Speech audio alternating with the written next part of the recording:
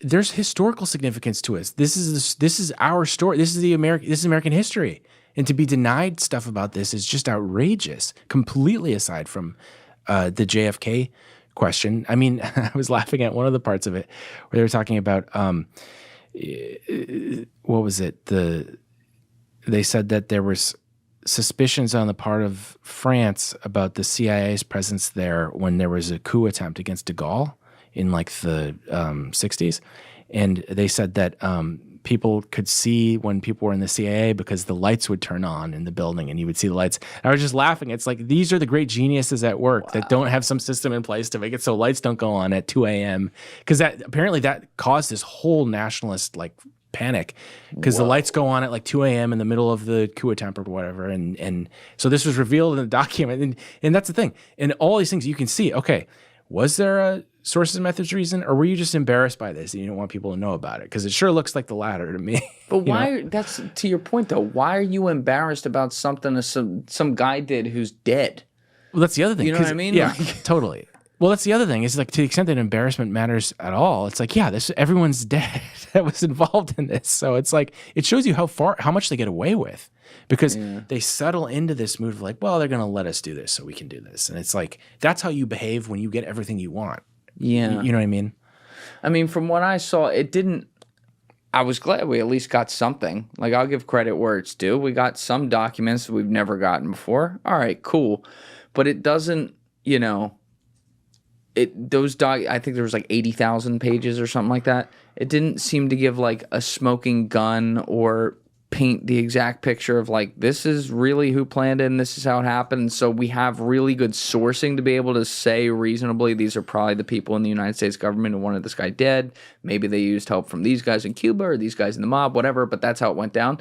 But we don't have that like distinctive information. And unfortunately, the other side to that I do see that's beyond like sources and methods of like protecting some individuals is that if you admitted as the United States government that people in your government, which the average person is just going to define as the government, right?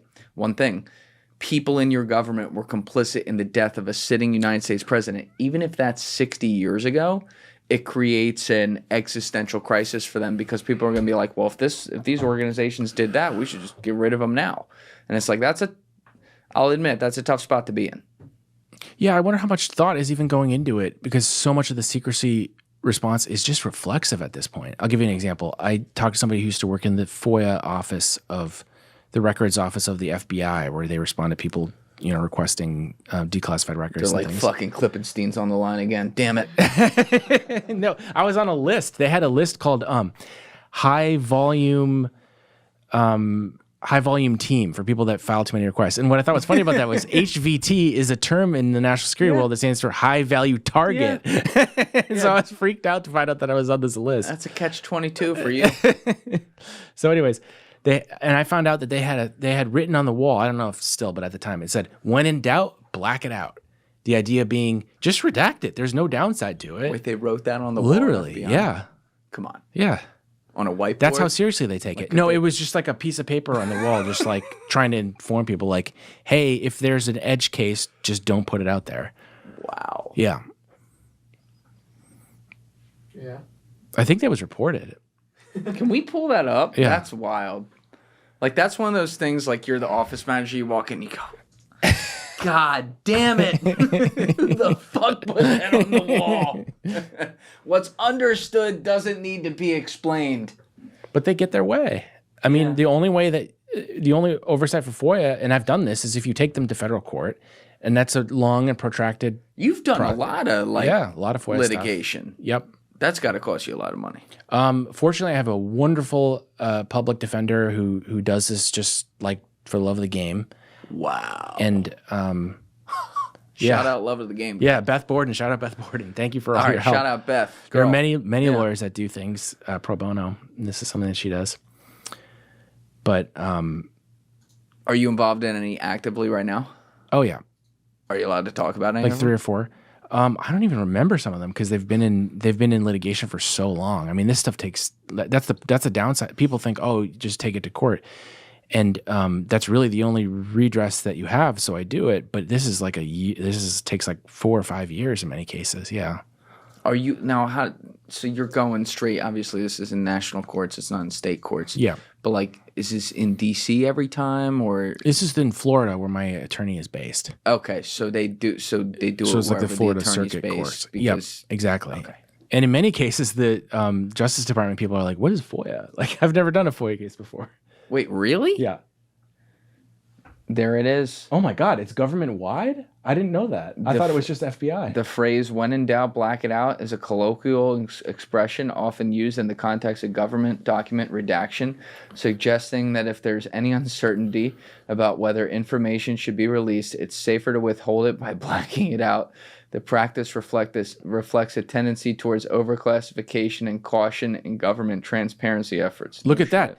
The National Security Archive, that's with the George Washington University, if I remember right. They have documented cases where they adhere to this. That's crazy. Wow. Yeah. And so the process of litigation, you don't just say, okay, you're supposed to give me this record.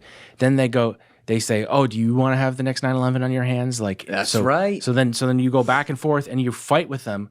It's really like a street fight because you're like, that blacked out part, that doesn't need to be there. And then the judge goes, okay, does it need to be there? And then they go, well, here's why it needs to be there. And so you kind of negotiate to some mediated thing. Yeah, it's an endless process.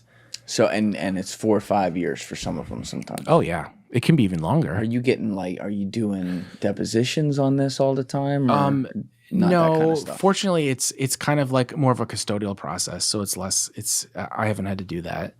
But yeah, and then you get rolling documents and they'll produce things. Maybe it'll be like 800 pages a month or something. That's kind of like the going, that's a number that I've seen for several different requests. But yeah, it's like its own thing that you have to maintain and keep up with and check in on. Jesus Christ. I mean, it's also, do you think there's some sort of weird human, I don't know, draw towards wanting to know things other people don't? And that's part of why they protect it. It's like, nah, this is just for us. That's my draw for doing national security. It's because I don't know if you picked it up, but I don't like elites very much. And what I see in national security is the most concentrated form of just that elite attitude of we get to know and you don't get to know. And so then I want to know. Yeah. And then you see these guys, there's 2 turnstiles that happen when they walk out of these agencies and places, right? One turnstile takes them just to some private contracting company where they hand them a lanyard and they walk back in the same door the next day and they get a desk there. Very interesting. And now they just get paid fucking 40 times as much. And then the other turnstile sends them to insert news media outlet here where they can go in and say, no, you guys have this all wrong. There was a news outlet, I want to say it was CNN, that actually had an NYPD office in CNN. I'm not making this up. Come on. Can you pull that up? This is an insane story. They had an NYPD office in CNN. I think so, yeah. And so to give you a sense of the, what did I call it before? Soft blackmail that exists? Yeah, like, because you want their stuff, and so you've got to write it a certain way. CNN has a New York bureau where John J. Miller, the chief law enforcement intelligence analyst, is based. Miller previously... Well, that's not the... Can we get... Let's just edit that to CNN and... Oh, yeah. No, that's exactly what I want to put. Fuck. So, all right. And they've had reporters who themselves were like the senior communications director of CNN or of these agencies go and work. Literally. The comms guy. Yeah. My editor had worked at NBC with, I think, the person who's currently the CIA spokesperson. It's ridiculous. And it's so many different agencies that they have this. It's just hard not to think it's like running cover. You know? They don't even have to because they have all this stuff done informally, you know? Yeah, they're right there. You know? Well, not to mention they have I'll give you another example. The FBI has in its confidential human source program, they have different categories that they list. This is all in like public government records. And so they have a section for media sources. Why would you have a section for media sources? Well, the go-tos. Yeah. And I did a story a few weeks ago on some documented cases of reporters who served as confidential human sources to the FBI. It's really concerning because then it's like, well, are they protecting sources? Does the government know what these outlets? I mean, one of the documents I think described how the government knew a story was going to come out that hadn't even come out yet. Yeah. And so they were preparing their own comm strategy to be able to respond to it. And it's like, well, how the hell do they know that? I think it would be so interesting to get you in here with a Fed. And not like John Kiriakou and someone who's like, no, I have everything. I have friends because there are people in government that are good and care about this stuff and also don't like it. That's been the biggest. I want to get you in here with a guy who might defend it. Oh yeah, I would love that. A debate. One of those. Like get fucking Bustamante in here, just like gargle the government's balls or something with a cannon and see what happens. That'd be funny as shit. Because but you know what? This is a good example because look at that, privileged or media source. Nobody talks about it. What am I looking at? That's a category for the confidential human sources. Oh, that means the actual document. Yeah, and this is from the Justice Department, right? Yes. So no conspiracy theories. It's right there. Yeah. Right. Oh and I remember, if I remember right, it also says lawyers. So people's lawyers could be informing on them to the government. High level government or union source. Yeah. Doesn't it say attorney somewhere? Can we do I'm not sure which find document. next attorneys? Or? Right. Oh, that's going to be too many hits. 60. Yeah. All right. I know they have clergy also. They have a section for clergy. Come on. Yeah. And I think they have we one. found you with a little boy. Now give us the information. We'll keep you out. It might not be that document. There's different ones that itemize them. And they have one for physicians, doctors. And it's just like, shouldn't there be rules against this stuff? Yeah. Your lawyer is supposed to work for you. Like they can't be informing again, and then right? Physicians, it's HIPAA. Right. Or just like what? It gets, yeah. This is where there's different CHS like guidelines. That. You ever see those? They're not Venn diagrams. The like circle charts where it has the arrow from one to another and it goes like back in the full circle where it goes opposite back to the beginning. It's like that's what this is with the Constitution. Like break everyone's constitutional rights, protect the Constitution, support the Constitution, and keep going. My friend calls it the human centipede. The human. Oh, I'm going to use that. That's good.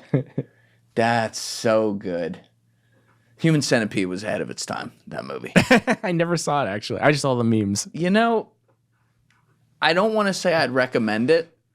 It seems like one of those, it's kind of like Idiocracy kind of thing where it's like a little too real. It's like Snakes on a Plane that just went a little bit insane, Look how redacted this one is. What are we looking at, Joe, here? The CHS guidelines, but I'm just laughing at how redacted it is. Yep. Wait, the CHS guidelines? Yeah, so this was under FOIA.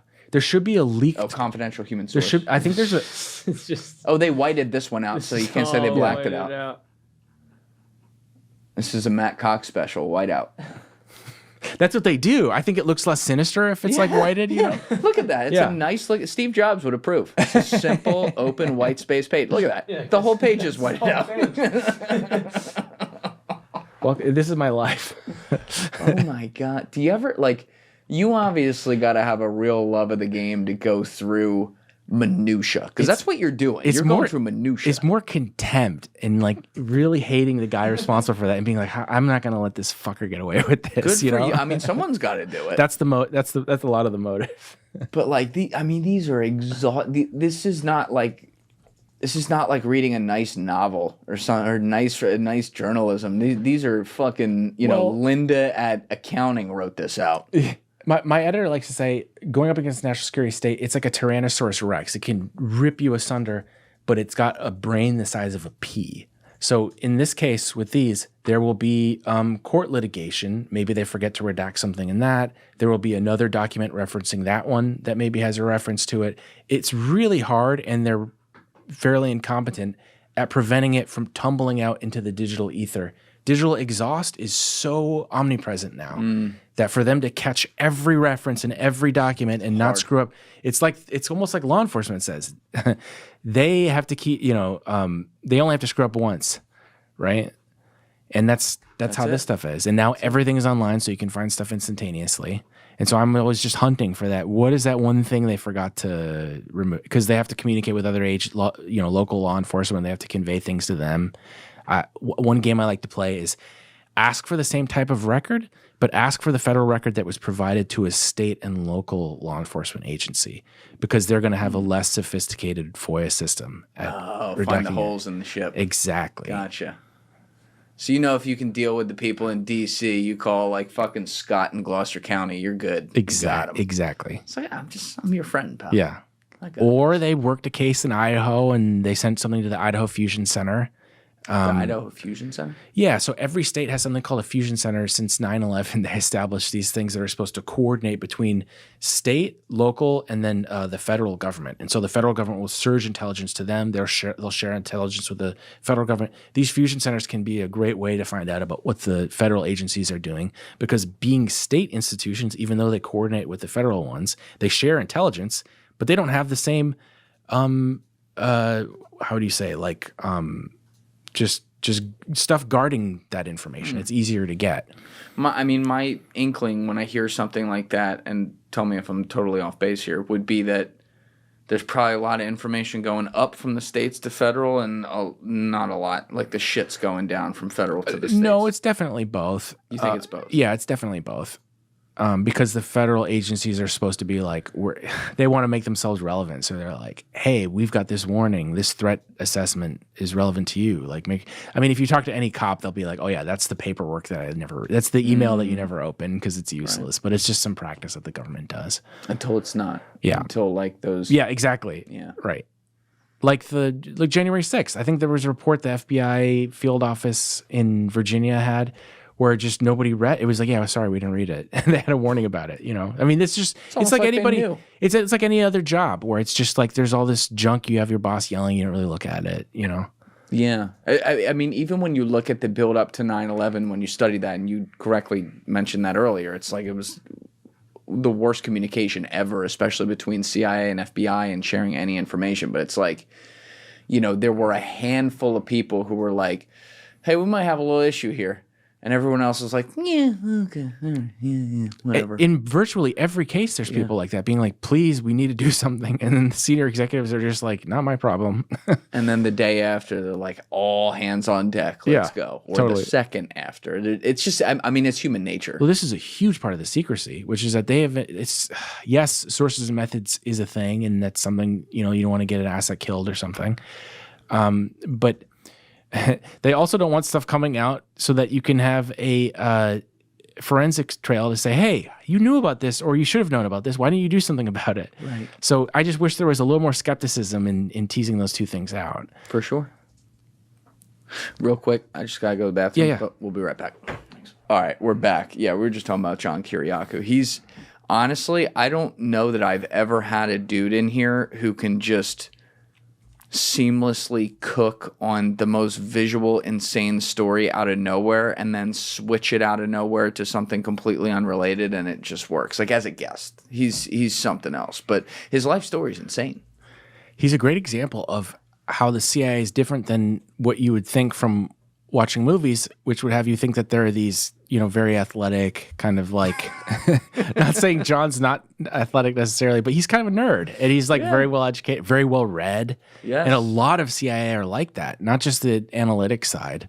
Yeah. But particularly them. They hire a lot of like people out of PhD programs. They literally have a system in place at the universities to spot them and try to recruit them. Which is quite fascinating. There's people that feel a certain way about that. That is how John got recruited. It was at GW. It was a psychiatry professor or psychologist professor. Yeah. It was like straight out of a movie. He told the story in episode 249 when he was here, but it was like straight out of a movie where the guy goes, you're interesting. All right, take this number. You're going to show up at this building. And then he shows up at the building, knocks on a door. They take him up to a floor, knocks on another door. It's like inconspicuous. And then boom, suddenly it's like, oh, I'm in the lair. And you don't even know what you're getting into. But there's something, I don't know, when you hear these guys talk about it, there's something that's like, it's very seductive how they get recruited, because they're like, ooh, this is like a little club. No one's in. I could be in it, And then it worked out the way it worked out for him, I guess.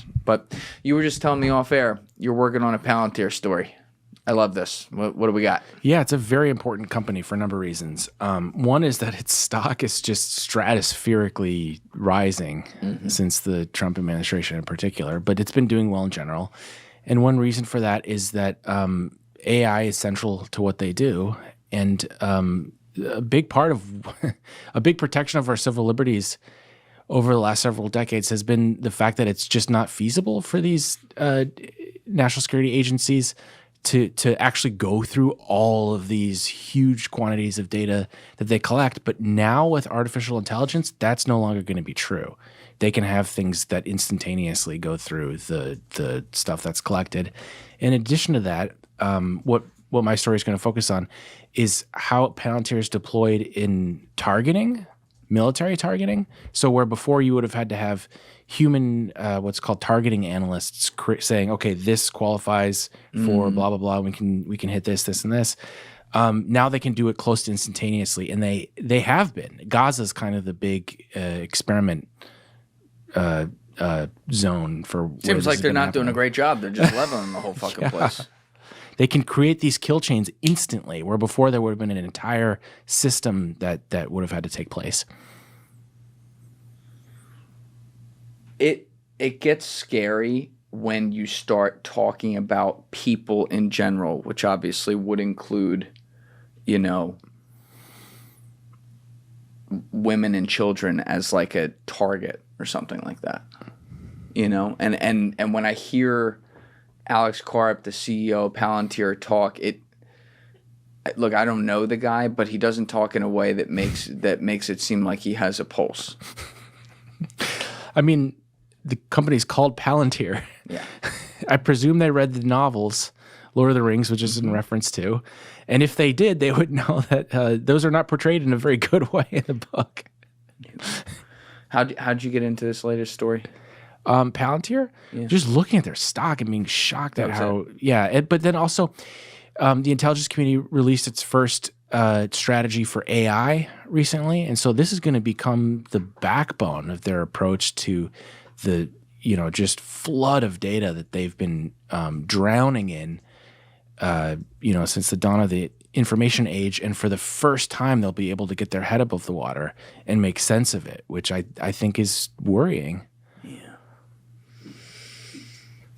I wonder how far ahead a lot of these things have been, and how much it's already affected us without us knowing, and like the game is far beyond what we even think. Because I've had enough people in here who are like around the situation to reasonably think that something like DARPA could be 30, 40 years ahead of us.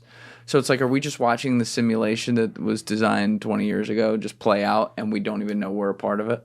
Well, we don't know about the classified systems that get deployed, but I think that part of how science works is it depends so much on free association and openness that I think they definitely keep secrets, but it's hard to do so. That's why they create these things like special access programs to be able to hide technology. Yeah, it's this level of secrecy that's above top secret, really tightly guarded, and it's supposed to be used in particular for technology. And the reason they need this extraordinary system is because it's really hard to keep a secret. Scientists talk, the way that things get made, it's really hard to do that in the shadows. And so I would guess that things are ahead, but probably not so. Probably not as much as you might think. And that's why it's important that we do something about this AI thing. I mean, the way in which it's being deployed with almost no debate, in the case of the Department of Homeland Security, they have something called the AI Corps, just like the Peace Corps, going around finding applications of this for ICE, for Customs and Border Protection, for Coast Guard, so on and so forth. They call it the Corps? Yeah, they literally called the AI Corps. This was created several months ago, I think, or maybe last year during the Biden administration. And so they are revamping everything about the intelligence community right now, and you hardly hear any of it. Joe, you got something up on this, actually? I see right here. What do we got? Yeah. DHS launches first of its kind initiative to hire 50 artificial intelligence experts in 2024. Today, Secretary of Homeland Security Alejandro Mayorkas and Chief Information Officer and Chief Artificial Intelligence Officer Eric Heisen announced the department's first ever hiring sprint to recruit 50 artificial intelligence technology experts in 2024. The new DHS AI Corps, there it is modeled after the U.S. Digital Service, building teams that will help better leverage this new technology responsibly across strategic areas of the Homeland Security enterprise, including efforts to counter fentanyl, combat child sexual exploitation and abuse, deliver immigration services, secure travel, fortify and our critical infrastructure, and enhance our cybersecurity. Again, all that sounds great, but like, what is that going to slip to you being able to use? Are you going to see people saying something you don't like politically and be able to deploy drones and know everything about them and then use that against them? Yeah, we don't know because they don't tell us what they're doing. I mean, it could be any number of good things, like you said, but you can imagine a lot of other applications for, in the case of Homeland Security, the child agencies include TSA, Customs and Border Protection, ICE, Coast Guard, Secret Service. I mean, all kinds of things that touch on Americans' day-to-day life. And we don't know what they're doing because they don't say. Yeah. And it's happening everywhere. Did you see recently the Pentagon I'm not making this up. I think they gave a AI executive from some big company, maybe it was Palantir itself. They made him a lieutenant colonel just by like hiring him. Can you pull this up? I can't remember the details of it, but it's one of the most crazy stories. Just by hiring him. Yeah. So that they could leverage whatever the knowledge base is to try to. This is like the biggest shift that's happening right now. And yes, the U.S. Army recently commissioned 4 prominent AI execs into the rank of a lieutenant colonel in the Army Reserve. This happened around June 2025. The executives are Shyam Sankar, Andrew Bosworth. Look at that. Palantir, Meta, OpenAI. Oh my God. These Kevin are the same people that you saw during Trump's. We were just talking about this off screen. During Trump's inauguration, all of these tech CEOs, it looked like they were inaugurating the president. And that is like the perfect symbol of exactly what's happening. The intelligence community just recently put out a strategy for prioritizing coordination with private corporations, and they've described in their strategy documents how corporations are these tech companies are basically the new nation state. They're as powerful as nation states now, and so they're increasingly farming out a lot of their responsibilities to these companies. So for people that care about civil liberties, that care about freedom, opposing what the government does is going to look a lot different in the 21st century than it did in the 20th century, because so much of this is carried out by these private actors. I remember the first time Andy Bustamante sat in with me, he simplified something for me that, there's things he says I totally disagree with, but then there's some stuff he says about how the world is viewed that it's like, oh my God, how did I never, duh. And one of those things is he's like, the only thing that matters is GDP. What is your output? That's where the power is. It's what runs the world. So when you look at these companies, I forget offhand what it was. Maybe we can Google it, Joe. But like Apple, for example, I did a story making exactly the point you're making, and I just listed GDPs of nations with companies, and it's really striking. Yeah, let me see. I think the story is, what is it? Type in Ken Klippenstein, GDP.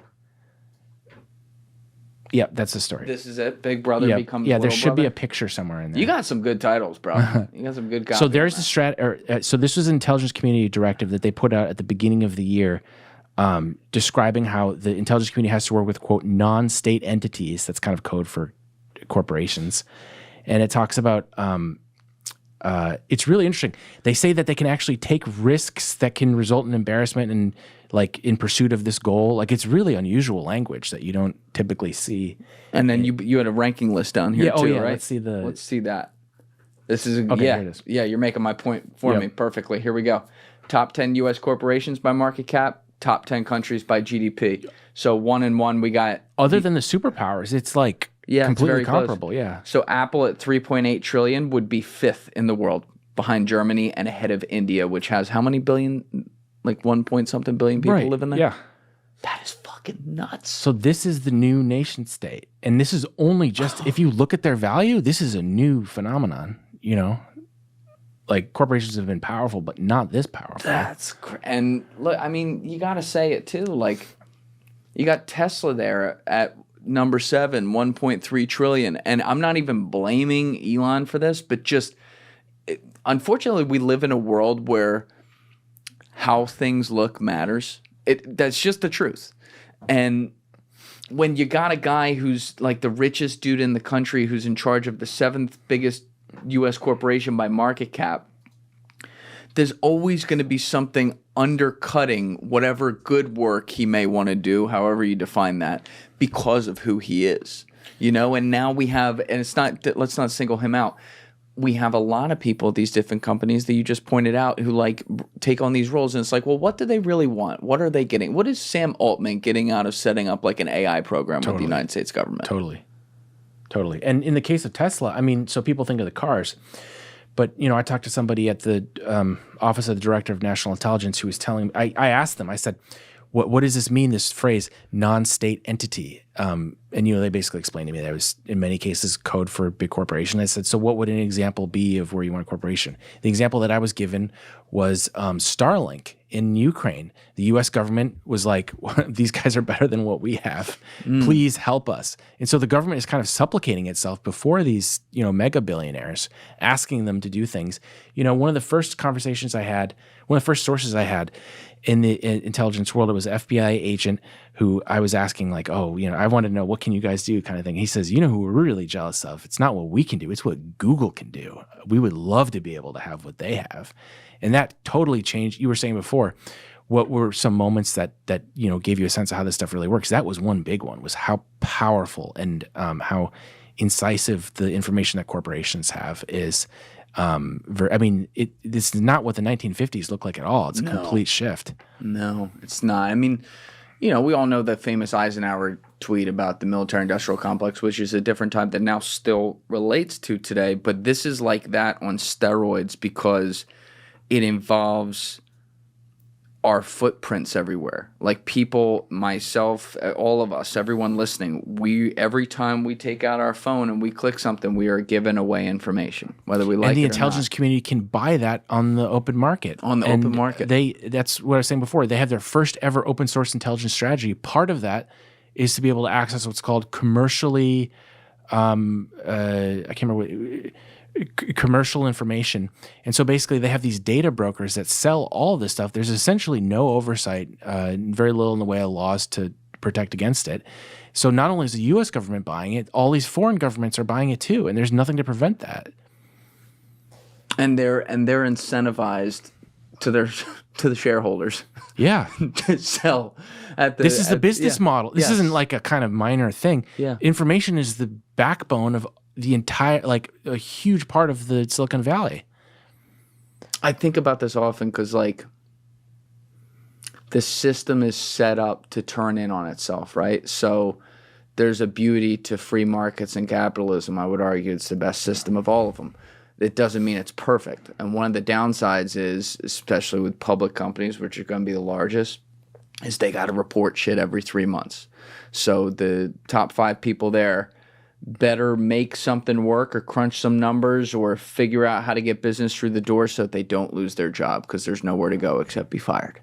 And then that mentality is top down to the entire company and the rank and file. And so we look at things and we will just call something evil that's being done, and maybe the act itself is, but the incentive structure has been set up in a way that people who, I mean, sometimes people actually are evil, by the way, but like most of the time it's like, no, it's the incentive structure has set up people to make decisions that they don't realize have insane reverberating effects on all of us. Yeah, it's a really important point. And it's like I was saying about the media before. I distinguish between media as institutions and then the individuals within them, because very often a lot of my critiques that I was making about media earlier, over a few drinks you talk to people and they basically agree with you. A lot of people in these institutions, they just either feel powerless to do anything about it, or in some cases they're just not aware because these are such sprawling I mean, in the case of government agencies, in the case of companies or corporations, I mean, they become bigger than the sum of their parts. And it's kind of like we're living under this colossus that is so big, it's hard to even grok what it is that they're doing, much less be able to respond to it and reform it and make sure that there's some kind of sane oversight in place. Well, we were talking about the turnstile going out to defense companies was the example I was using 15 minutes ago, but like, let's be honest here, that turnstile exists probably even heavier to companies like this. You know, guys can leave the government where they're making $106,000 a year, and with all the information they have after a 15-year career there, go right over to Google And now on top of that, they also have their old buddies at their old job who want to contact them about things and take their little something. And it creates this unholy alliance that, I mean, we've seen this play out. You've reported on it too, with even censorship concerns and stuff like that. Yeah, totally. In the case of the social media companies communicating with government about material that they consider to be disinformation, I mean, they formalized it to the point that they have like automated systems in place to respond to certain things. I remember AI systems? I don't know if it's AI, but it must be, because just to give you an example, when I did the story on the Vance dossier, that was taken down by Facebook, Instagram, Meta, and it was all instantaneous. It was like there couldn't have been any time. So it's like there's something in place where I actually talked to somebody about this. They have some kind of a kill switch in place for certain kinds of, if it's deemed like national security or whatever. They did end up reinstating it after a day or two, but they took all of it down. And to some extent, we're living in the shadow of 2016, and these companies are like, well, we don't want to get dragged in front of Congress again and yelled at. So that's right. They've adopted, and that's part of the problem with yelling at them is like, they're going to respond and say, okay, well, I don't want to deal with this stuff. Like, let's just defer to whatever the government wants. I wonder if some of that is like, if some of that is also like the human makeup for the Hunter Biden stuff, where they're like, well, we fucked that one up. So this Ken guy's reporting something on the same people, so let's just under the rug. I think so, yeah. And it wasn't even bad. Like we already laid it out earlier. It wasn't even like it was like bad, but maybe it could have been construed as bad. Right. Totally. I mean, everything they're doing is in the they have a saying, generals always fight the last war. Mm-hmm. So they're thinking, what was the last crisis and how do we prevent the last one from happening again this time, even if it's different? Yeah, you're making a great point here. I've talked to so many people who make this, who I feel like are in good positions to speak on this kind of stuff, who make this point to me where they're like, dude, everyone always talks about, the politics of some of these places and stuff like that. Not saying that doesn't exist. Yes, there's certainly pieces of that. But at the end of the day, the guys at the top are businessmen and women, right? And so they got to make decisions for the business. And to your point, none of them want to be dragged in front of Congress on November 10th, insert year here, by the party that lost, to be grilled about why it's their fault that the other party won. And so they're going to do whatever they can in CYA society, cover your ass, to make sure that that doesn't happen. And what's inevitably going to happen in that case, as we have seen play out in all of the last 3 elections at the very least, is some sort of mistake pertaining to free speech being interrupted and actual things that then, whether it's your dossier, whether it's Hunter Biden thing, whether it's WikiLeaks, whatever it is, something that actually perhaps affects the outcome of an election. Totally. And that's not always weighed, because it's just all this hysterical coverage about, oh, they didn't take this down, they didn't take that down. It's like, well, consider the counterfactual,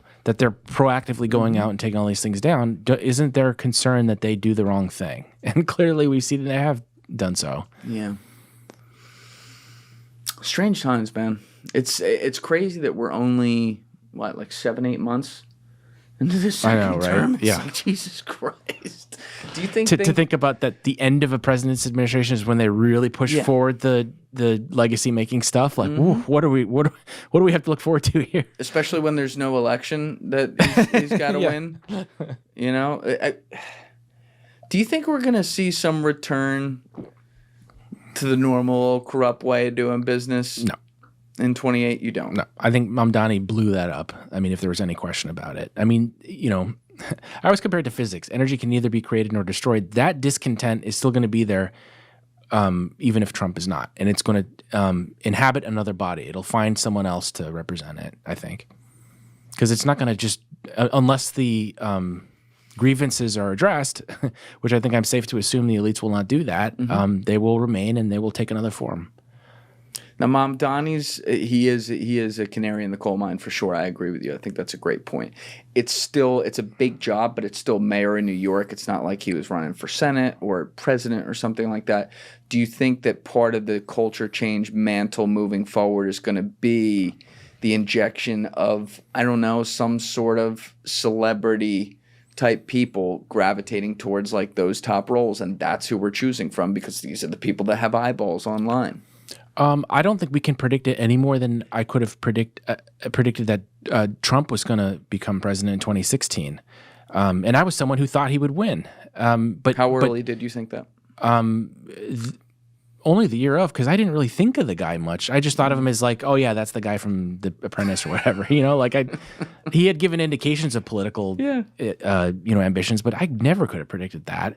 And so my honest guess is that the Democratic nominee, I bet we don't know who it is right now. I bet we couldn't guess if I was given like 10 names. I bet you it might be someone like Stephen Smith, who talks about politics, isn't from the system, but comments on it and inhabits this sort of position that roughly Trump did in 2015, where he's angry and talks about things, but is kind of seen as basically, I don't laugh stuff off like media seems happy to do. Yeah, where they'll go, Stephen Smith. Pff. You've seen some of this polling, right? I mean, he polls above like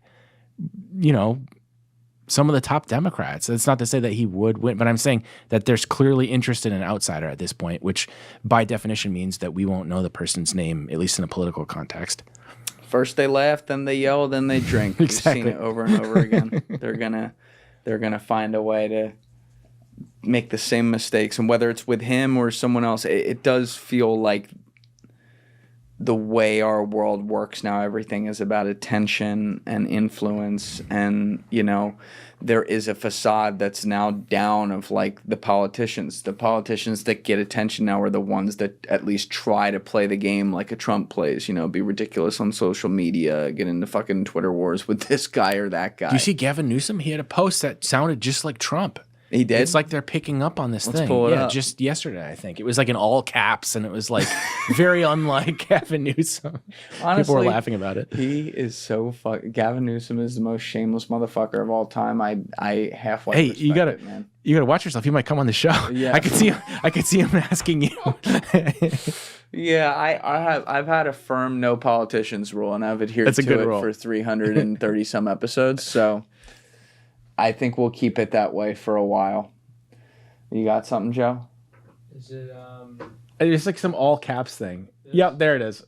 Donald Trump, if you do not stand down, we will be forced to lead an effort to redraw maps in California to offset the rigging of maps in red states. But if the other states call off their redistricting efforts, we will do the same. Thank you for your attention to this matter. So this is our future. Wait, to answer your question, when Trump leaves office, everyone else will just become Trump. Yeah.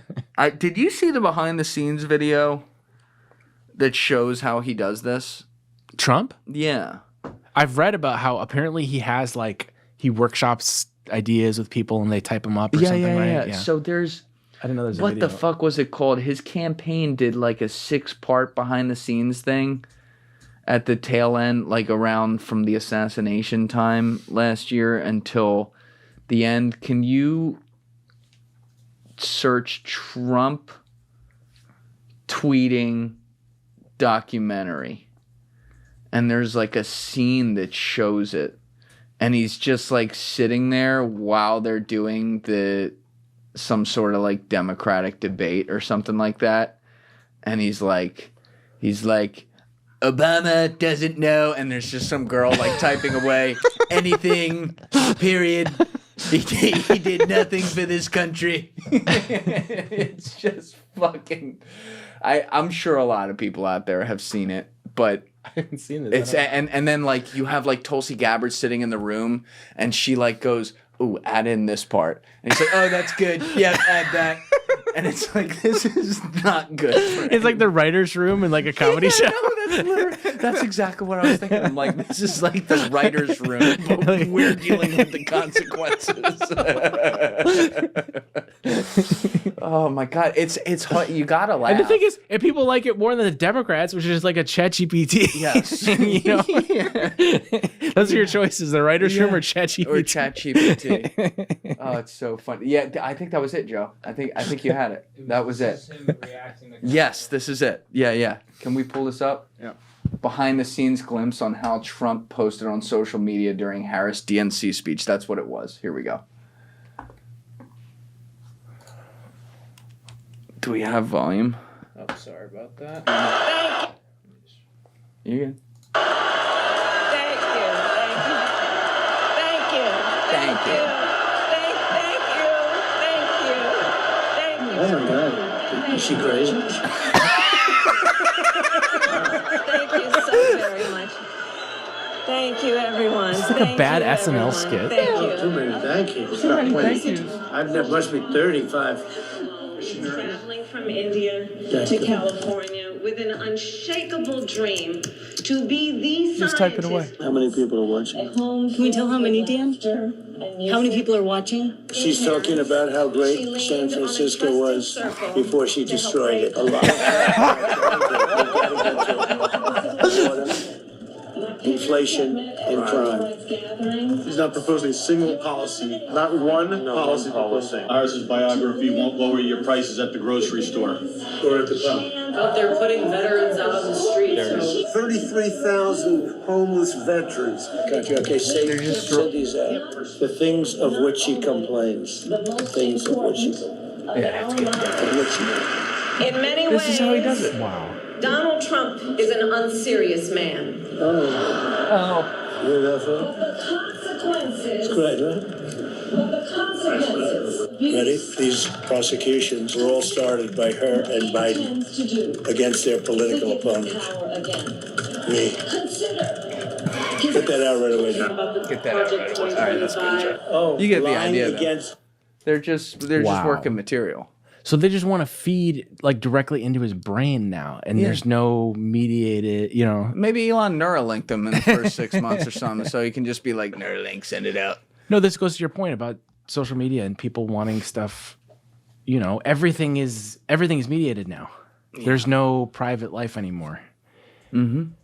It's like it's like the streamer president, basically, right? That's exactly right. That's where the culture is now. You know, people just want to like sit there and have updates all the time on things that technically on a minute to minute aren't affecting the most important things in their life, but it's the pure Truman Show entertainment of it. I feel that in my job. I mean, you're under pressure to produce stuff like every day and say something about everything that happens. And sometimes this is something our editor's been really good on. It's just like, well, if you don't have something to say, let's not say something. But that's not rewarded. The opposite is rewarded.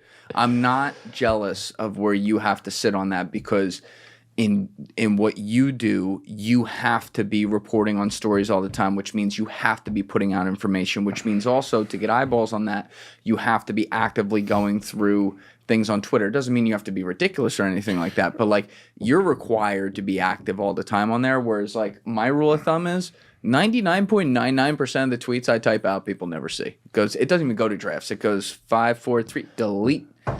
No, I like them because I like your tweets because there's such a like palate cleanse from everything else. It's just mine? Like, yeah, The ones that make it? Yeah.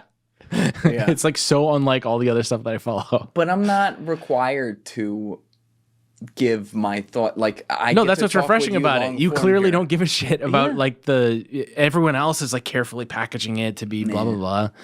No, I'm just like, you know, if I'm feeling like Ben Franklin's that gangster, yeah, that's kind of where I'm at. But yeah, I mean, what do you make of the Trump Elon breakup? I mean, that still is pretty fresh. Can't say I was surprised at all, but shit got a little reality TV there for a minute, if you know what I mean.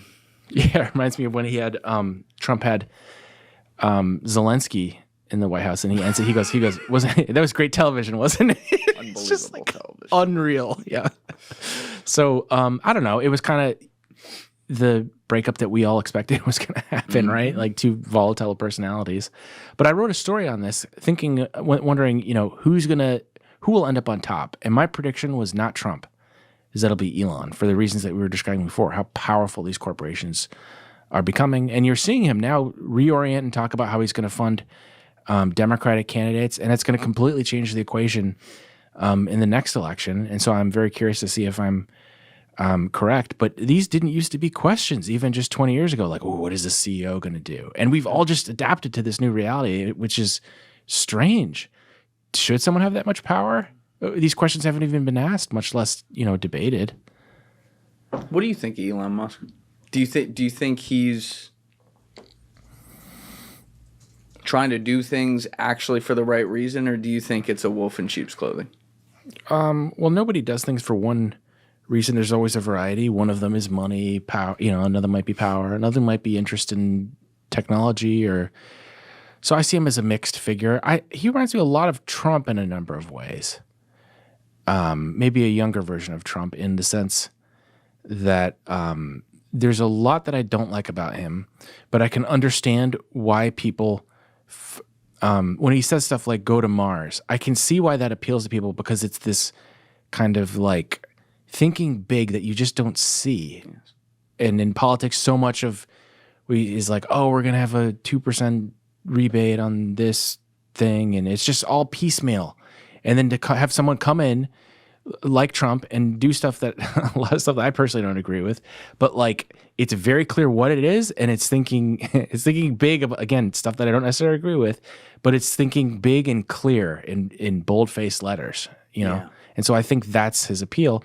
And when it's a response to this weaselly, like we were talking about before, politicians that don't want to answer the question about Israel or whatever it is, and they just punch through the wall and are just like, love it or leave it. It's like, I can understand why that appeals to a certain type of person. Because you don't just look at him. You have to look at what is this happening in the context of. That's right. Because it's not just Trump. It's what is Trump a response to. And it's not until you look at that context that you understand why they are what they are. And in Elon's case, it's like, how did he make all this money? From what I've read about him, he would look at for SpaceX, for example, he would look at the production of the rockets and say, oh, why do we need this? They'd be like, oh, I guess we don't. Like, rip that out, get rid of that. And it's like, so like you had these incumbent companies like Lockheed Martin that had an easy way, and they didn't really care if you had all this extra stuff because we're going to get the contract anyways. So, I mean, that's just a sitting duck for someone like Musk to come in and shake things up, and that's basically what Trump did. So I see them similar in that way.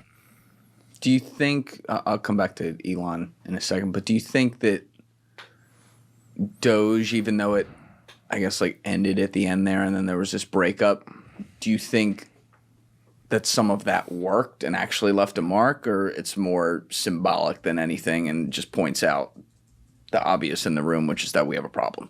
No, it seems symbolic, and I think Musk himself has said that it wasn't. I think he's reflected on it and said that it wasn't effective, or I think he's complained that he was undercut.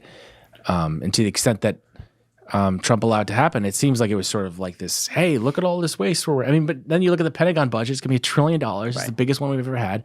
So it's like, well, how does that fit? It doesn't.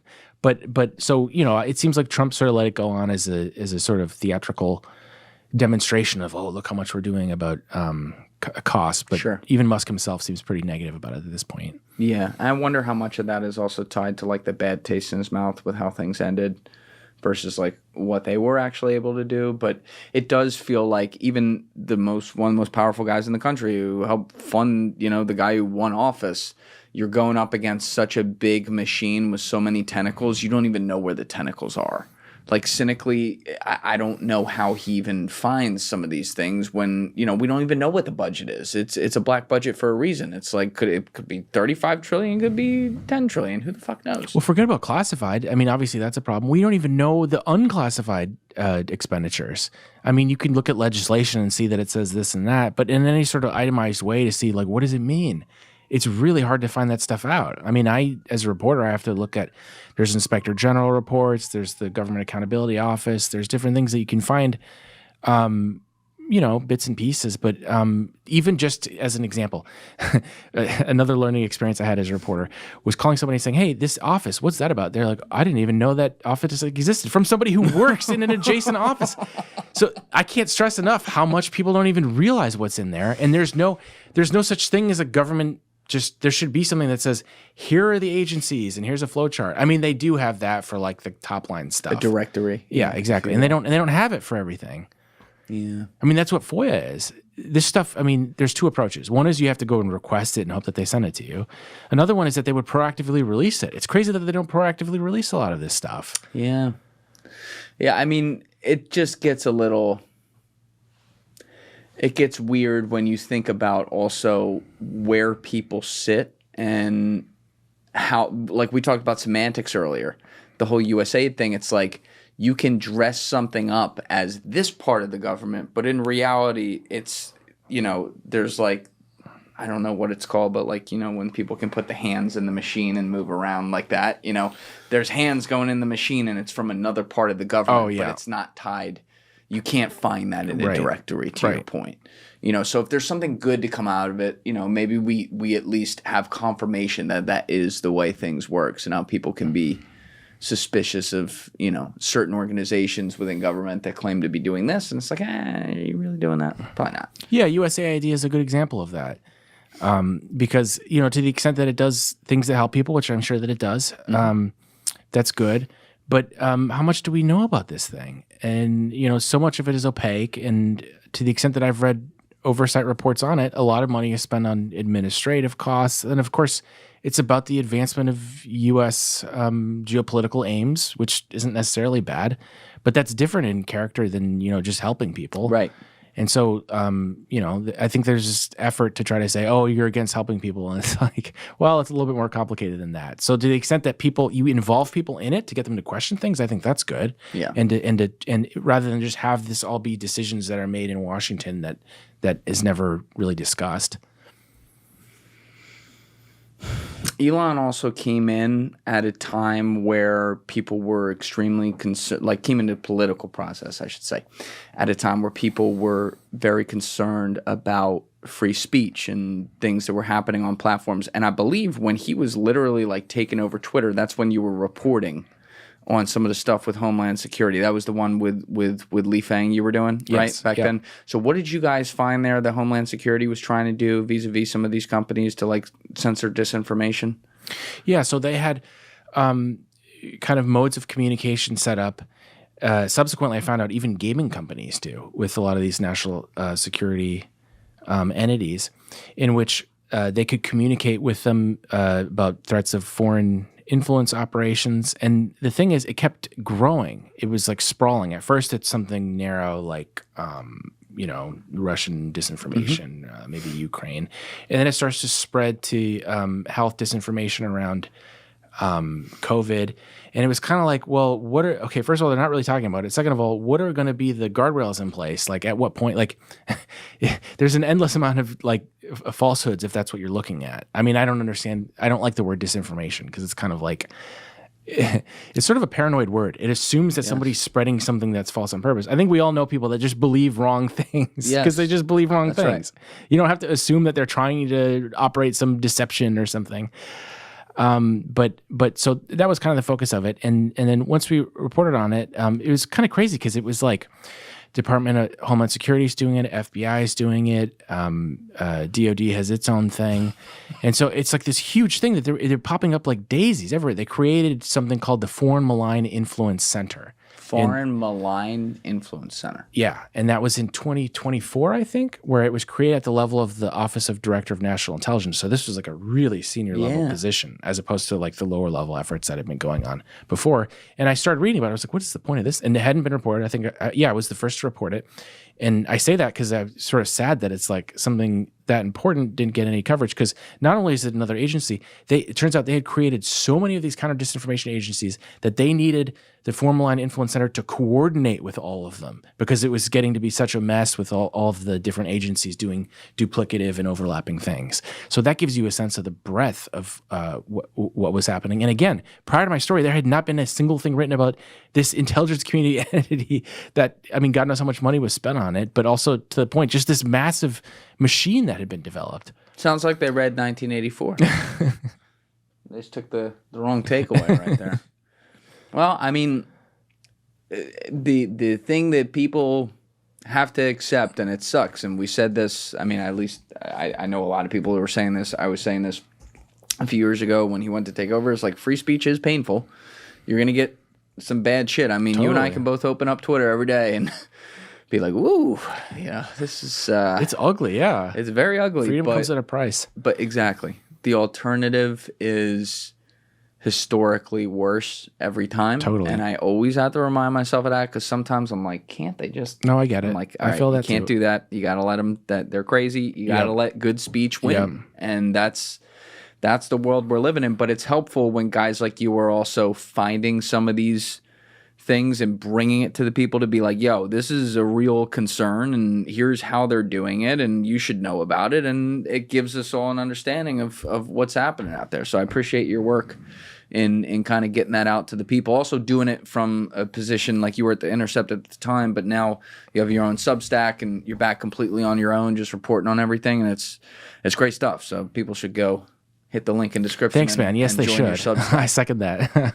But Ken, we're going to have to do this again sometime, man. I really enjoyed this conversation. It was a lot of fun. Thanks for having me. All right. Everyone join Ken's Substack if you want all the information on all the stories that he gave today. And I mean, like I said, you're covering literally everything there. So you'll get your full news fix as well from another great independent perspective. Thanks, man. All right. Everybody else, you know what it is. Give it a thought. Get back to me.